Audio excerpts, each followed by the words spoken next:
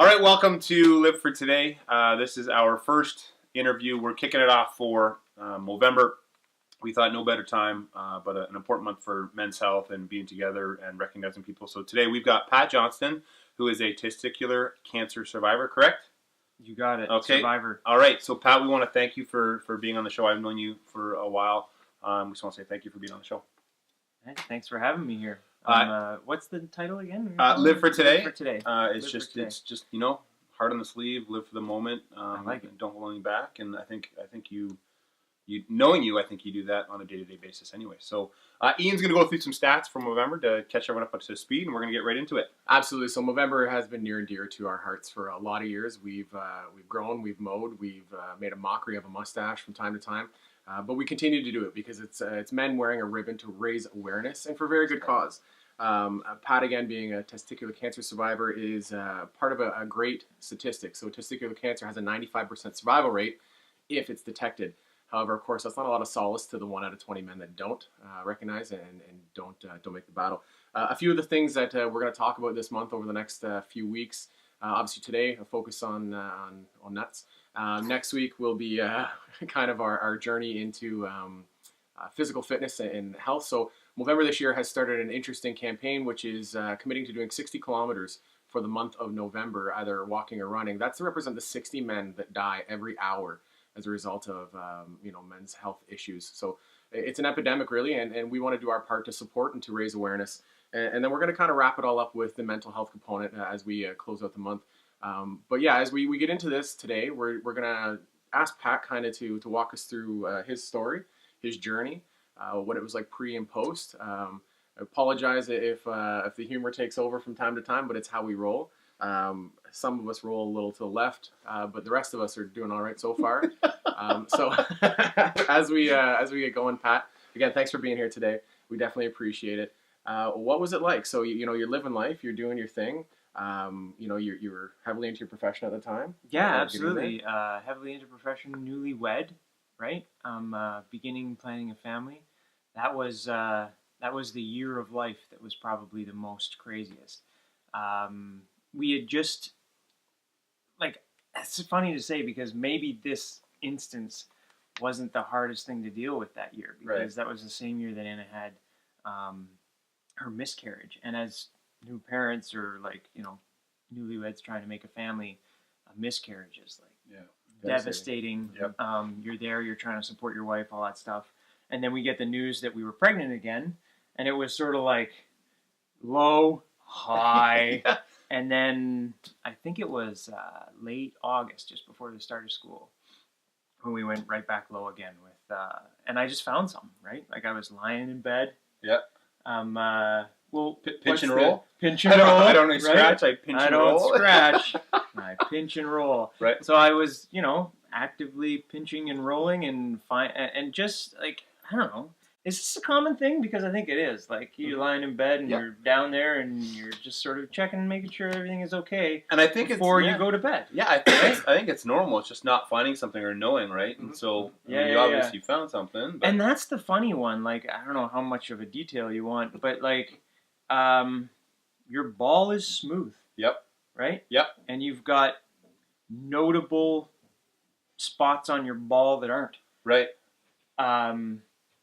And then when there's something there that's not smooth, right? So not right. It was instantaneous. And so the feeling like that ain't supposed to be there. And so was this a couple times you felt it and kind of thought nothing of it, or is it no? This was the first time it was like that doesn't feel right. So it's like the pinch and roll from the day before didn't do anything. And I don't remember that being there the last time. Right. Kind of thing. Right. So that moment sets in, and obviously, you recognize, hey, that's not supposed to be there. What goes through your head? How's the other ball doing? Yeah. Absolutely, right? Because you're like, where is that on the other side? Yeah. Is this normal? Is this symmetrical? Oh, yeah, exactly, right? Yeah. And that's the first thing is is this symmetrical? Am I feeling something that's always there and just I'm not finding it on the other side? So how's the other ball? And then you got to come and check this thing out, right? And it was... I have talked to people about that before, about how, what's the point in being tough about that? Right. Yeah. Right? Yeah. Yeah, it was scary as hell, but it needed confirmation. Like, this doesn't feel right. You got to have a look here. Right. Like, So- is that something, or am I dreaming? So Right? Anna inspected. And inspected, yeah, And did she absolutely, and concur? she concurred, Yeah, okay, absolutely, because alright. she's like, and I said to her, you can't find that on the other side, right? Like, Right. it doesn't seem, yeah, and so we had a doctor's appointment quick. We had a doctor's appointment within the week. Yep. Probably midweek that week. Getting ready for school, doing all that stuff, going to doctor's appointment, and my family doc it was seconds before she was like, yeah, you got a rec for going for an ultrasound. Okay, and that Very happened quick, right? Yeah, that happened quick, and then Yeah, and so ultrasound day was a buddy day. I don't know if I ever told you that story. no, before. you probably haven't. Anna was going in for hers at Yeah. the same time What was she going for an ultrasound for? for Gabby, That's right. Ah, that's right. right? Okay, that's So right. she's going in for an ultrasound to have like a look on our, soon to be born That's right. daughter, That's right. and I'm going in for an ultrasound to check and see if what's growing inside me is Right. That's right. a little That's crazy. less I didn't know good. that. Yeah, that's wild. That same day. So did they wipe the wand off before they switched? They gotta save money, right? Yeah, Cut the costs. Same doctor. You're just back and forth. Yeah, but that's the other thing, right? My wife is in healthcare, That's and right. so all of that felt fine because you were with friends. That's right. You were with people who Yeah. sort of knew you and knew what you were going through and how emotional it all was and all that kind of thing. So you get the ultrasound, and then the results get back to your doctor, and then so how soon? What was the? It was confirmed. Was there a biopsy? I don't know. I don't know what happens. With Yeah. that. So once the radiologist had a look and saw that there is in fact a growth that's not supposed to be there on your testicle, not a fun word to say, by the way. Growth on your testicle. Yeah, no, ball or nut is much easier Than rolled testicle. off than testicle. Yeah. So once that's confirmed, they had me go to a urologist. Yep. And they were like, "Oh yeah, we got to have a look at this." Okay. And so the thing with it was, they couldn't biopsy it. Right. They'd have to remove it to biopsy it, or No, they couldn't biopsy it because of the location or something Okay. along these lines. And this might be true of many testicular cancer cases where if you go in and you take a biopsy, you risk the chance of spreading. okay. If it is a cancer, Yeah, you right. risk the chance of spreading Okay. it just by doing the biopsy. Right. Right? Right. So they say, no, we got to take it. Okay. So they take it, and that would have been late September. Okay, so here's my thought, and we talked about this earlier. You're a man, you have balls, we're tough, we're this, we're that. They tell you we're going to move your testicle, and I don't want to put words in your mouth, but faced with testicular cancer and we're taking your testicle, it was like a no-brainer, obviously, right? Like there's right? Yeah, like You know, not where- even for a second. Right, did you whereas it's like, think about it. yeah, just you got to take it. You ran through all the hypotheticals of like, Right. well, what's this going to mean? Like, what's it going to be like down Yeah. there and all Yeah. that sort of stuff. But no, there's no consideration Okay, that just you're based on the circumstance, right? no consideration that you're even going to remotely think about keeping the nut with the cancer on it. Right. Not- So at this Yeah. point, wife's pregnant with your first. You Yes. have 3 beautiful girls. 2 of which I am still hoping when they hit puberty are going to have like superpowers or Yeah, something no, like that no. because of the I radiation. totally get that. 100%. One's like, my I'm still. responsibility. Not I'm actually, still- like it's his. Wait, daughter, It's his child, but no, another Yeah. story. So your wife's pregnant with your first. Do you have that thought in your head? Did you know at that time you wanted to grow your family? Were you concerned about Future children. things like that? Absolutely, What yeah. was- yeah. So we did. We banked sperm Mhm. when we did it. I didn't know that either. yeah. All right. So The freezer at home or somewhere else? a little bit of both. That's fair. That's fair. I'm never going there for dinner. Yeah. Ever. Don't eat the ice cubes. That's for sure. Saving's over. I'm kidding. The funniest thing about that too is like I assume that they've thrown out the sample Right. because we don't pay them to keep it anymore. I hope not. You don't want any more Yeah, kids. So I assume Yeah, that they're yeah. just like, okay, yeah, he's good, and we'll just put this one in the incinerator or whatever. But But yeah, so we banked sperm, and that happened and all that sort of stuff. And because there was always plan to have a bigger family than There just one was, child. yeah, So what was absolutely. talk about the stressful at home? I mean, I know Michelle and I, when she was pregnant, had a couple stressful moments, but like this is crazy. Like, did you not do chemotherapy shortly after? Like, So yeah, so after the testicle was removed, they sent it for testing to try and figure out, because there's several different types of testicular cancers, Yep, right? Like yep. some are more invasive than others. Yep. For some, they might not suggest a course of chemotherapy Okay. if the cancer wasn't like particularly, I don't know if you want to say virulent or like invasive. Yep. Mine was.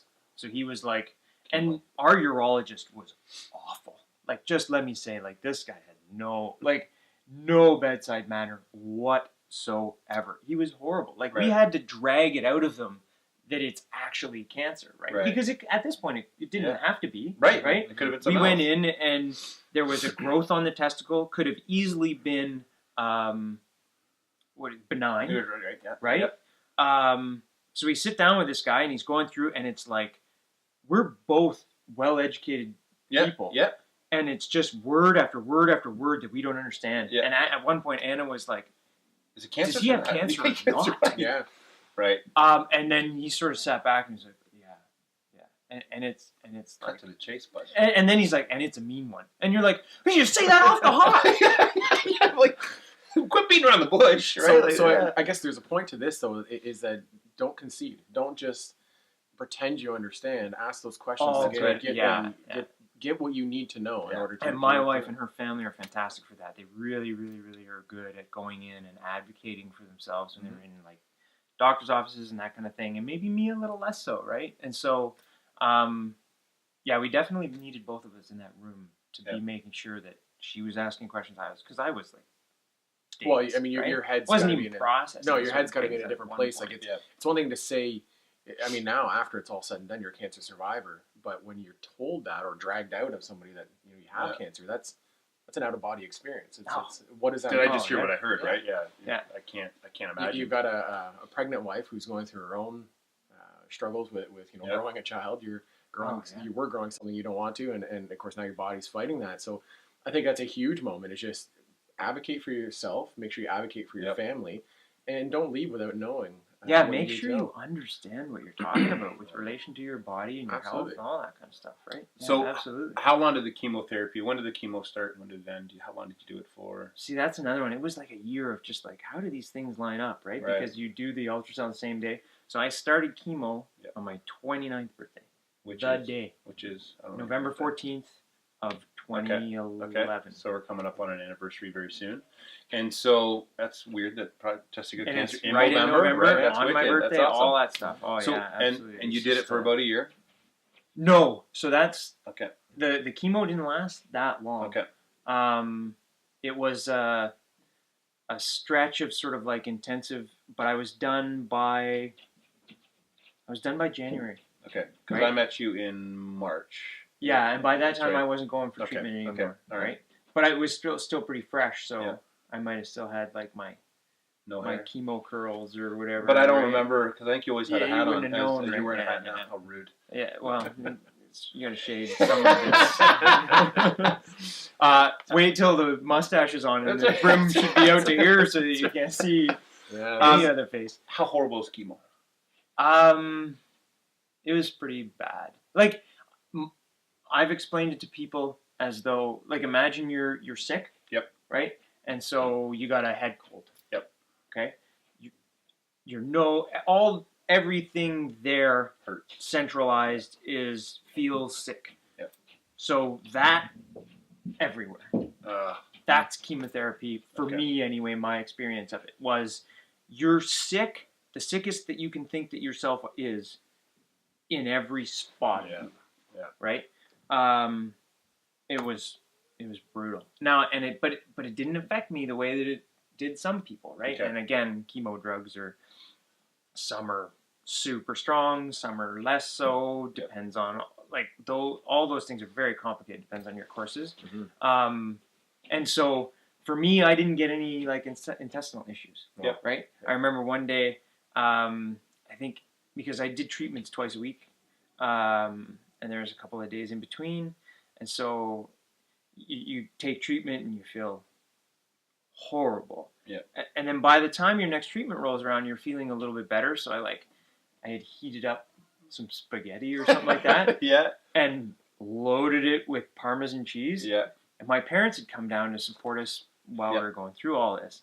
My dad had been out grocery shopping or something. He opens the door and he says, "Oh no, it's starting. You threw up, didn't you?" I was like, "No, it's just Parmesan cheese." I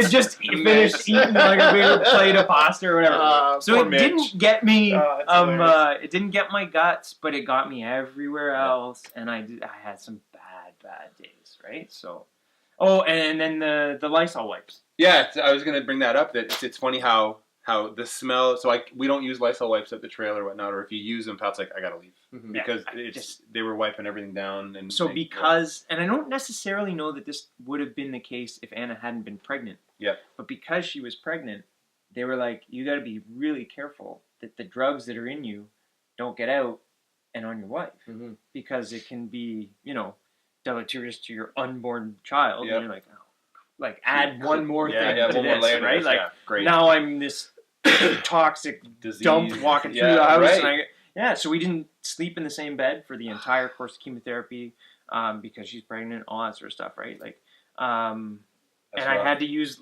every time I went to the washroom, I had to Lysol wipe down the toilet and everything and all the surfaces. And so to this day, I can't pull one of those Lysol wipes. Smell association for sure. Oh, right. Huge. Like, it's just like you're right back there. Oh, it's in that nuts. moment. Yeah. Oh, yeah. Right back. It brings you right back. It's awful. One of the things I wanted to ask you, again, knowing a little bit about you growing up and whatnot, how are you active the way you are now because you got to? I mean, do you think you'd be just as active as you are if you didn't have testicular cancer? Were you, leading up to having cancer? It's a hard question. Because I think that's who you are. It made a difference, though. Yeah, right. It made a difference, right? Because you're constantly working out, staying healthy, doing your thing, biking and all that stuff, right? And always was active and all that sort of stuff.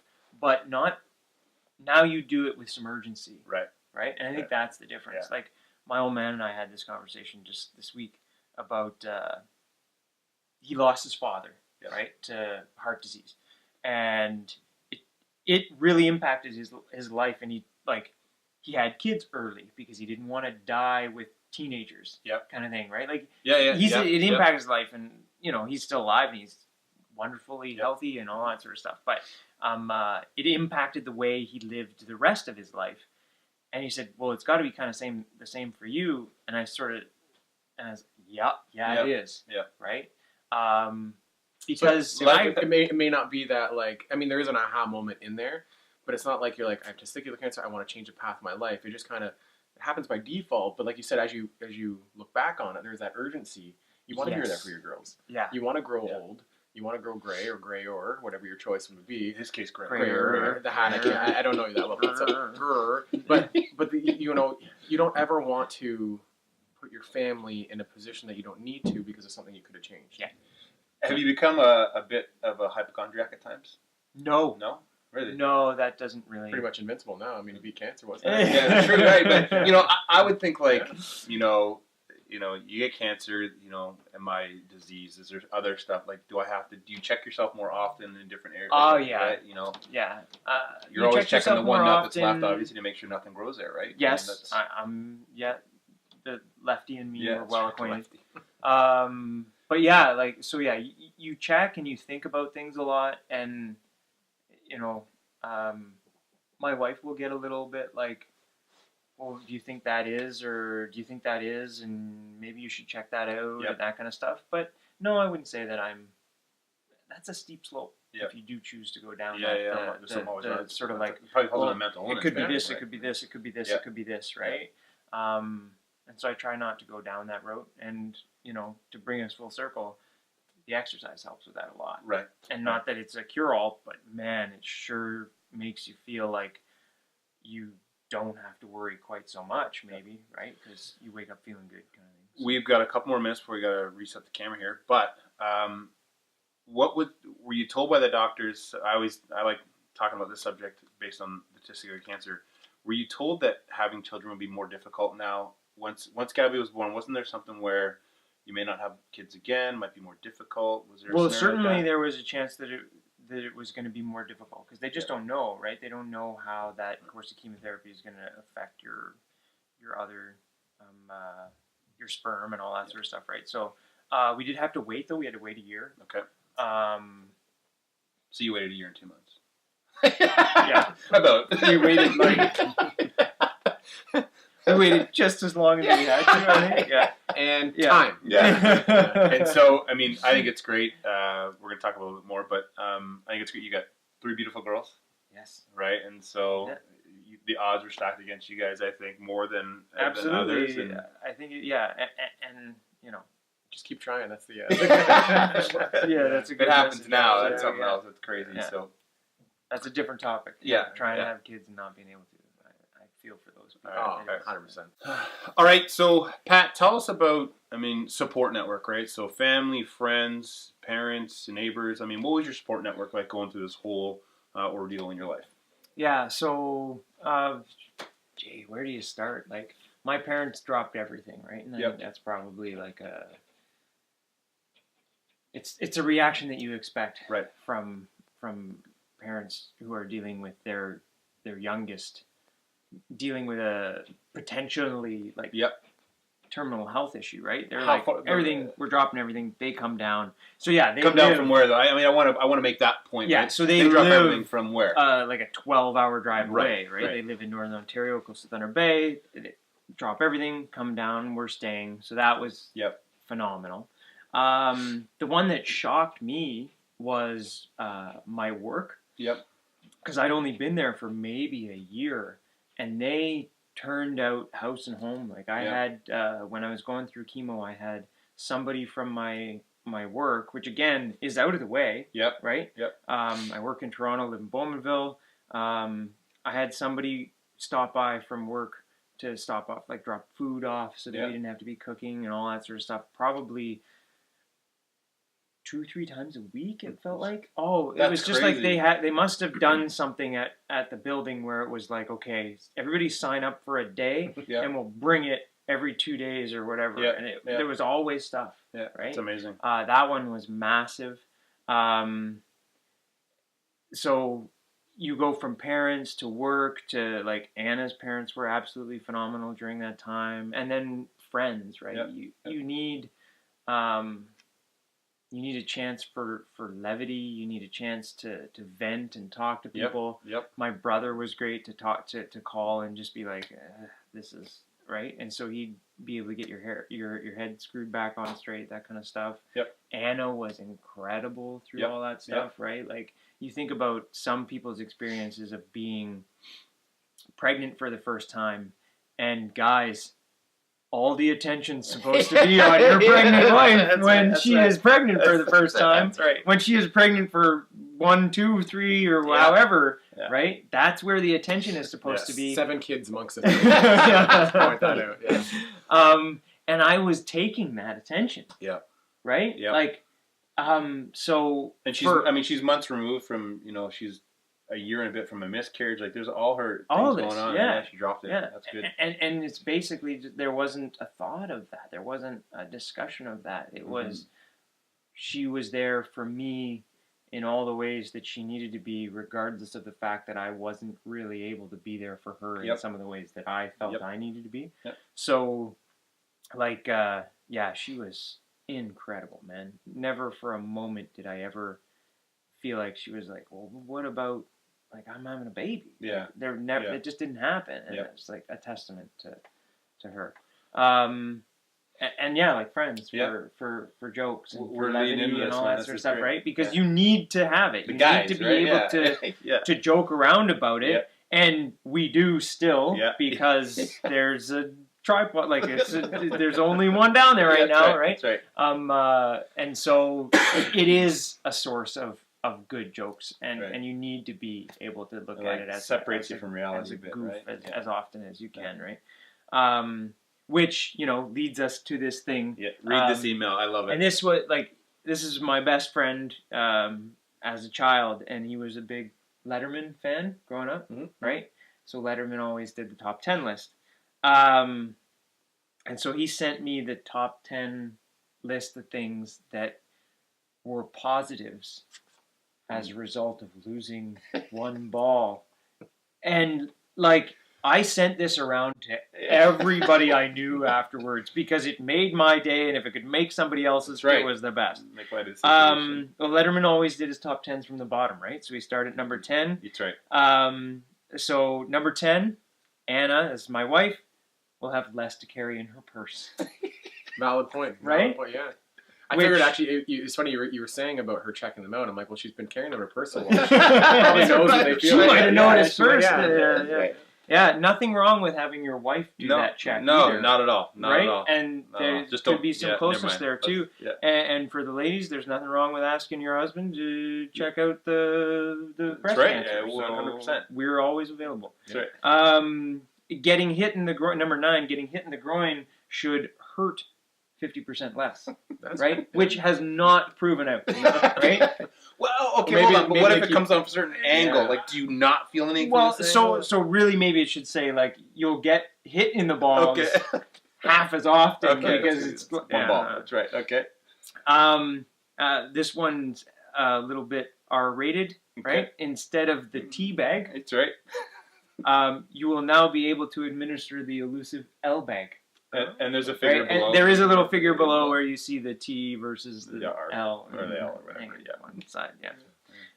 We'll draw a picture. Yeah, sure. Yeah, the little diagram. There'll be a flow chart. Okay, there should be a slight increase in your vertical. You know, as your big basketball player. That's important, I suppose. Less downward drag, of course. Yeah, absolutely.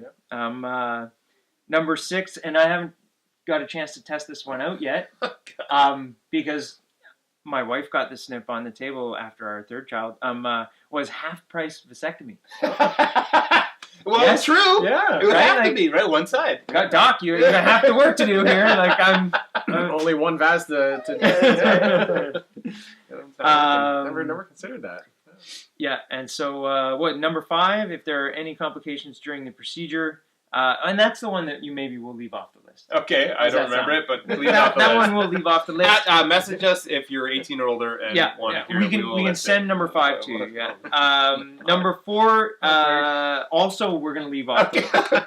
Wow. So this is actually a list of 3. Okay. It's 5. So number 3 is nice because it's another visual, right? Number 3 was intentionally left off the list because 3, if you turn it on its side, looks like 2 balls, and that would be a little too hard to see. Yeah, that's well played. And then number 2, you'll be able to pull off an amazing bat wing. Yeah, for the men. We're not going to go into the bat wing. We're not going to go. Think, women don't understand, but the men do. Bat wing. It is a nice chicken skinny bat wing. Sensational. Haven't seen it. I've heard. It's pretty phenomenal. It is pretty phenomenal. Yeah. It's kind of like saran wrap. Like it's just like you can. It's a lot of extra. It's incredible, right? Okay. And then the number 1 was a knock at one of my good friends. You'll still have more balls than Drew. And I know a good friend of mine, a good guy, and he knows that that's meant with all intention, and still have more. Because he only has Drew. 1. Right? So just one ball. Yeah. Real quick. So was that sent like as soon as you found out? That was sent mid. No, that was sent pre-chemo. Okay. Yeah. And how often did you read that email? That's a good question. Yeah, I think I'm still reading it. That's right. Like, that's good. When I meet new people and they hear the stories, and you get to know them good enough that this comes up. Yeah. That inevitably comes up afterwards, especially if you're chatting with guys, right? Yeah. Like that comes up afterwards. So I reread that email in the first year. I probably read it a dozen times, maybe more. Lift your spirits, the downtime. You kind of going through it, and like you said, you got to reach out. I know, Ian and I have gone through tough times, and I think you're the one that I reach out to the most on, that horrible moment in your life that's happened, and vice versa. And so having those friends and those I'll call it the comic relief, or the sounding board where anything can be said and nothing's taken to heart per se, right? It's always nice to have those groups of friends. So, you know what? Let's go through. You've got some 5 things that you should do. Building off of it's no Letterman, perhaps more of a Fallon-esque moment. But we have kind of the top 5 things that we want every man to know and to do. So the number one is actually what we're doing today. It's making man time. It sounds funny. We're into our careers. We're moving along through life. We all have children. Again, I mentioned 7 between the 3 of us. He's winning, and he will win. He will win. Life takes over sometimes, and you get busy and you get lost in yourself. And Brandon and I have been friends for 15 years, and it may be times where we don't see each other for 6 months, but I always know that I can pick up the phone, we can crack that joke, we can have that moment. The levity is brought back. Some of my darkest days back in the past, Brandon dropped everything. Anniversary of his mom's passing, and I called him with a personal issue, and he put that aside to come, console me and sit with me. Cry in the Tim Hortons parking lot in the car, hands down. Yeah. So there's those moments and those friendships that you need to keep and to honor. And it's funny in that moment, calling him that night, not even considering what he was going through, not realizing till after the fact. Yeah. You're still there. And so it's Town Line and King Street. Yeah, absolutely. It was one of his Sunfires or my Cavaliers. It was an awful seating arrangement, but kind of like this. Yeah. We have to do that. So that's number one on the list, is just make the man time, which kind of leads into number 2 is having open conversations. So it's being able to sit down with guys like Pat and Brandon or whomever that have been through things and asking the question, what is it like? How did you know? What did you feel? There's an interesting stat kind of inlaid in this, and it's 70% of men say that their friends can rely on them for support. However, 48% say that they can't rely on their friends. So Brandon's always there for me, but at the flip side, he's not so sure I'm going to be there for him, because that's just the way men's brains tend to work, or things kind of pan out sometimes. Number 3 on the list is know your numbers. Know what that looks like. So as we get older, there's tests as men that we can have done, or check your PSA levels, understand cholesterol counts. So it's knowing where you're at, knowing where you should be. Blood pressure, a great example, whether it's your blood glucose. There's a lot of different variables that we can know and understand about ourselves to elongate life. Again, on average, we die 6 years younger than women. We can make a ton of jokes as to why that is, none of which will be appropriate, so I'll just... I think, and I'm just reading your sheet here, it says, start having this conversation at 45, and at 50, see your doctor. I would say, start earlier if you can. Your 30s, 20, especially if you feel something, right? You were, 29? How old were you when you felt the... 29 when right? Like, I don't think you should wait. I think you should, it's all about having that conversation now. Just start talking about it, and, I'm not saying inspect every moment of the time, but have the conversation. I think you should educate yourself now versus now it's too late at 45. Absolutely. When I went years ago to my doctor, and he told me, testicular cancer is a young man's disease, again, I didn't really consider that. Yeah. And don't be too proud. He's a professional. Is it uncomfortable to drop trowel in front of a guy and have him check you out? Yeah, but it could literally save your life. Would you rather die? Yeah. Potentially. Yeah. Right? What were you going to say, Pat? I was just going to say, and start that conversation maybe with your parents sometimes. Right. Too, if they're still around, right? Yeah. Because they know your history. They know they know their history. And some of these things, that's what you got to know about is your history, your family history, and what you got to overcome, right? Yep, absolutely. Yeah. The next one on the list is something we've actually talked about a lot today, and they've written it a little more simplistic and made it funny, which is know your nuts. As guys, we have the stigma of always having our hands down our pants or doing whatever. Just so it's so we know what's going on with our body. There's a reason. I have 2 young boys, and I laugh because you can go to change them in the morning and hands are down their pants. But I'm just I find solace in the fact that they're just getting to know their bodies at an early age. They'll be able to recognize it later on. So it's not knowing walnuts versus versus peanuts versus this. It's know your body, and it kind of stems back into everything we're talking about. Know your nuts. So that's your homework for today. It's up to you completely. And again, the last piece. Do it. It's never too early. I'm serious. You just need to be looking for anything, and this is your body in general too, right? Know what things should be there, shouldn't be there, how they look, whether or not they're changing. Yeah. You reiterated that to me. I think that the moment I kind of knew, or you opened up about your journey, 3, 4, 5 years ago, that's one thing you did say to me. You go, check them every day. Yeah, just Brandon, check. Have Michelle check. You check. Just check. Don't be. Just check. It's check. And it takes you need no to know. time whatsoever before you fall asleep. Right? And I think the big thing of that, and unfortunately, being guys, we're always so tough. That's right. We're always, There's nothing wrong with me. It's just a tweak. It's just this. Yeah. I'll get over it. Yeah. And I'm not saying be a hypochondriac and overthink and do don't Google, Something's not right. Don't WebMD diagnose, because that's just gonna to spook even more. But if you have a concern, do listen to your intuition and that kind of thing, right? Because we were talking about this before, and it felt like this right. It's not right. So I better do go something. get it. Yeah, I think that's a big thing. It's the second in your mind or your heart that you believe that something's wrong, you need to go get checked, because again, in your example, testicular cancer, 95% survival rate. Yeah, if it's detected early. If it's diagnosed. Right. And how many people will let that go? It's nothing. 1 in 20 men will die. Nothing. For not checking it out. Well, how easy would it have been to just not say to Anna, I'm fine. Right? Easy. How easy would that have been to just be like, that's pass it off. Yeah. You owe it to your partners, you owe it to your children, your family, you owe it to yourself, you owe it to everybody. And that's the biggest thing about all of this, is that it's yourself, but there's so many more people impacted by the decisions we do or don't make with our own bodies to prolong life and to be around.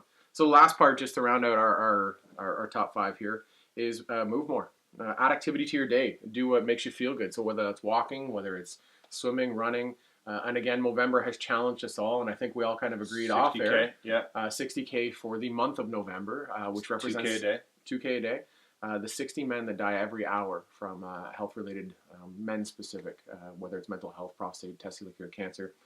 So we're going to do it. How are we tracking this thing? You can actually go on Movember under our page. There is a track, so you can upload your tracker if you have one, or download Fitbit. Fitbit one. Go Fitbit to Movember. Yeah, okay, or you can just do Map My Run, and we can. I mean, obviously the accountability be on us, but if you decide to wait till November 29th, and you're doing a double marathon on the last day. Yeah.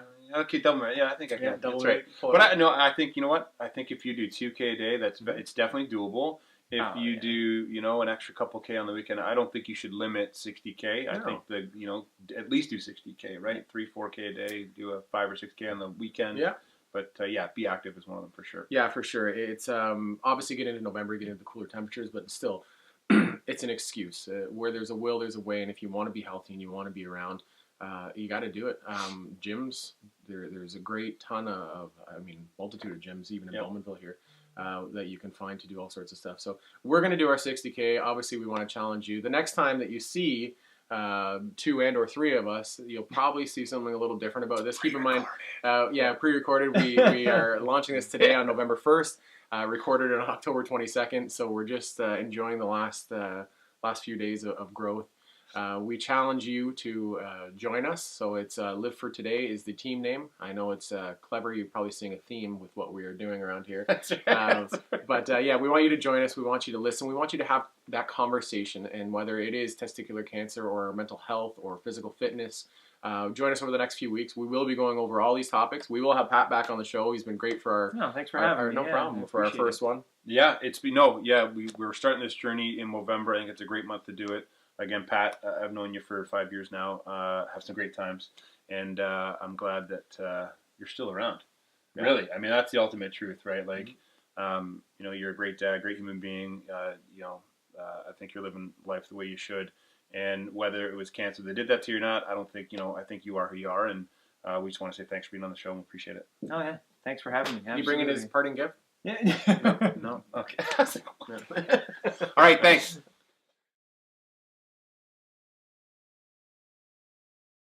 You're going to find an entry point, or you're just going to start? We're just going to start. We got to get comfortable first. Okay. Breathing exercise.